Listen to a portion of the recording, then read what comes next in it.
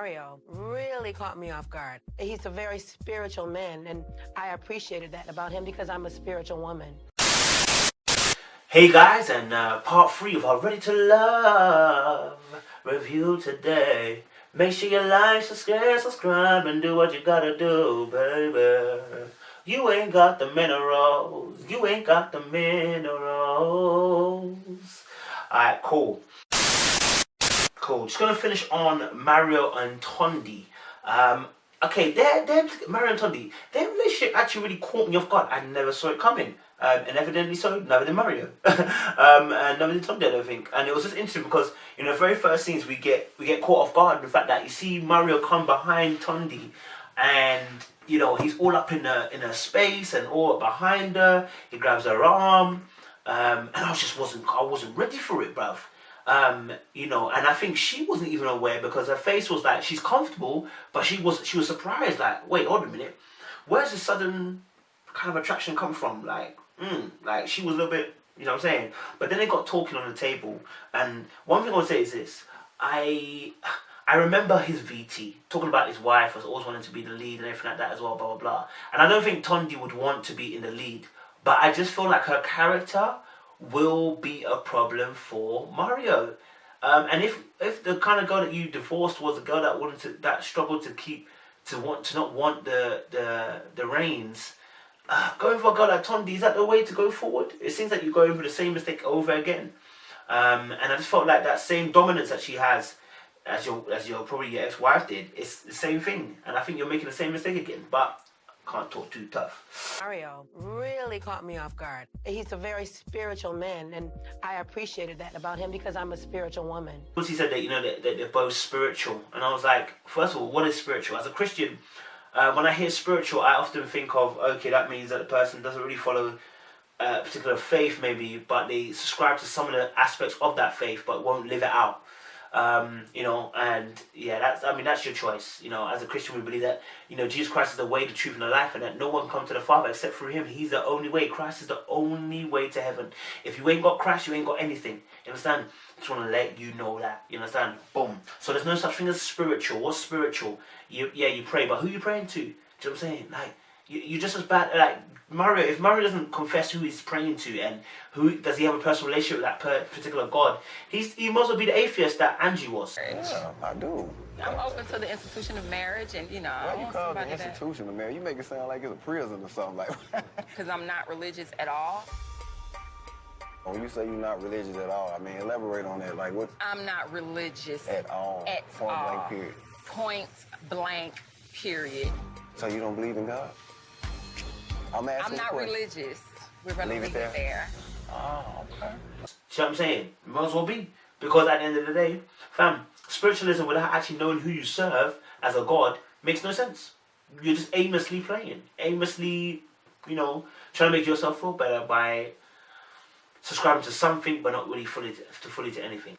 It's interesting as well, he said co-pilot, he's looking for a co-pilot, and I was like, hey, is Tondy that co-pilot that you're talking about? I mean, will she be that co-pilot? I mean, I think it's early doors, but I just see the spirit of Shantava from the last episode, last season, coming into play here. That little bit of aggression, a bit of a hard nut, not taking no crap from the ends.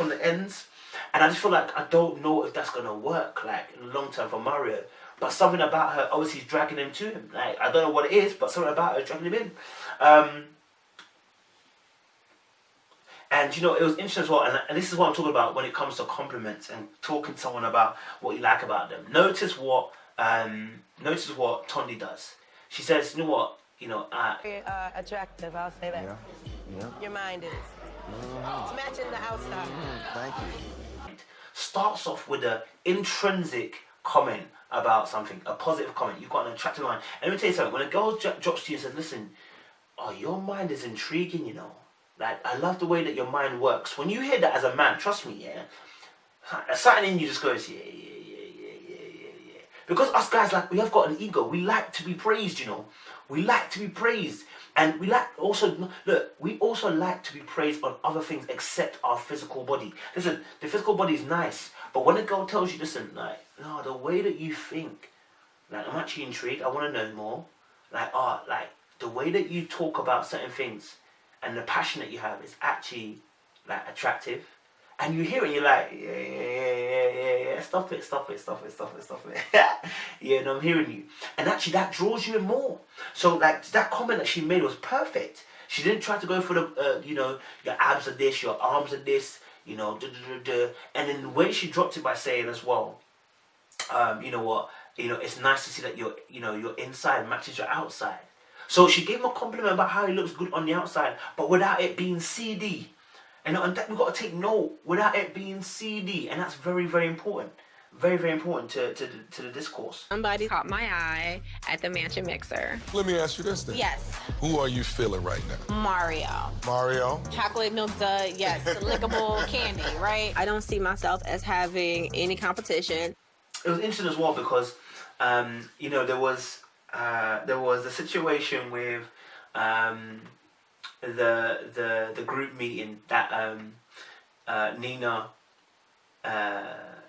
Mario, and Sharma, I can't remember her name is, Sharma, Kerry, and Tondy went on. Obviously Nina liked Mario, and I feel like some of that probably aided the way that she reacted to Tondy, because it was a little bit extreme. I ain't gonna lie to you. Tondy was rude for opening her mouth and saying what she said, but Nina exploded, and I was like, and that explosion comes from when you like somebody, yeah, and someone else likes somebody else as well, and you're under pressure, because like I said, you're not a fighter, you're not a competitor when it comes to making sure that the person you like is secured. You're not that kind of person. You don't have it in you. You ain't got that kind of energy.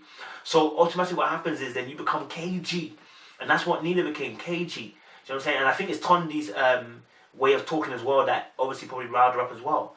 But yeah, all in all, I think it's because she just liked Mario and then she heard from her own mouth that Mario likes, Tondy likes Mario, Mario likes Tondy. It's like, she's been rejected again, she's been left out again. And so yeah, I guess her comment was a bit wild. But what was interesting was that I was watching the body language of Mario when it was Tondy. When Tondy was going back and forth with Nina, he was smiling still.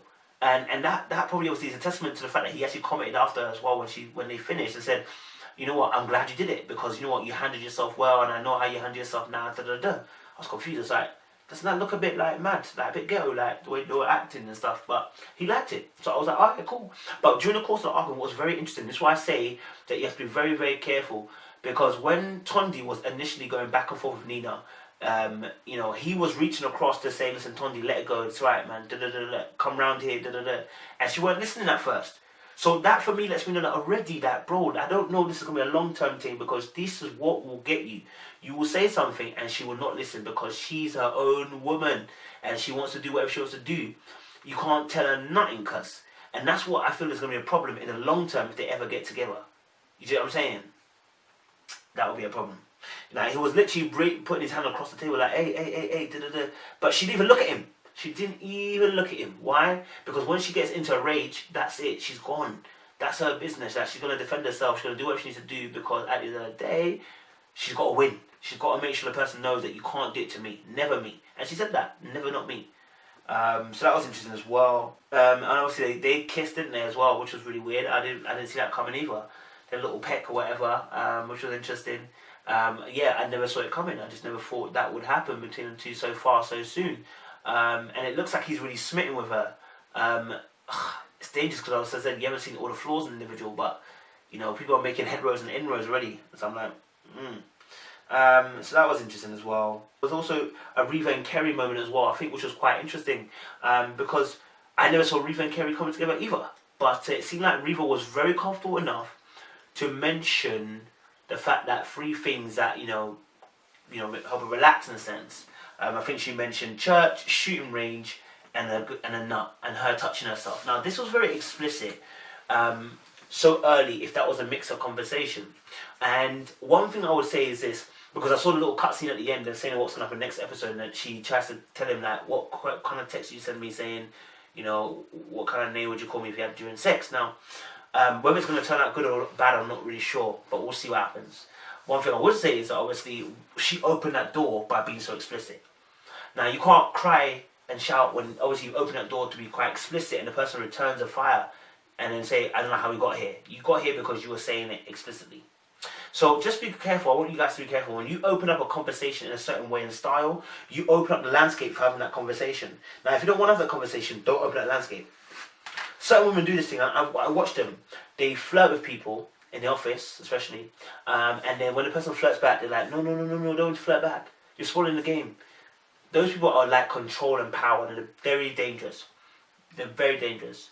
You know, or you know, like the girl might, you know, say something, you know, sexual to you, and you say something back, and she's like, that's creepy. How's that creepy when you were dropping bars about me, and you were saying something about me sexually? That doesn't make sense, right? But it's all about power, it's about control.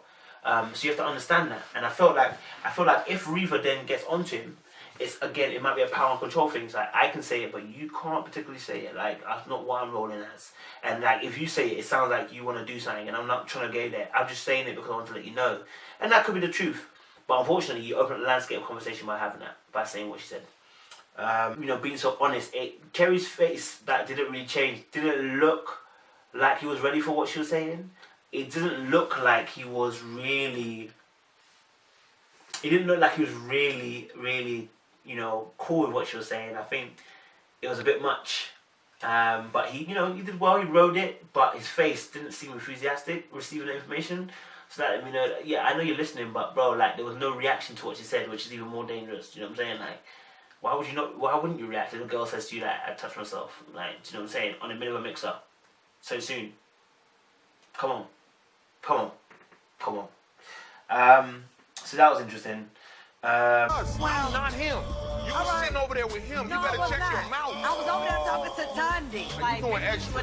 You doing extra. Ain't nobody being extra, boy. You don't even know what's going on. I don't even get down like that, man.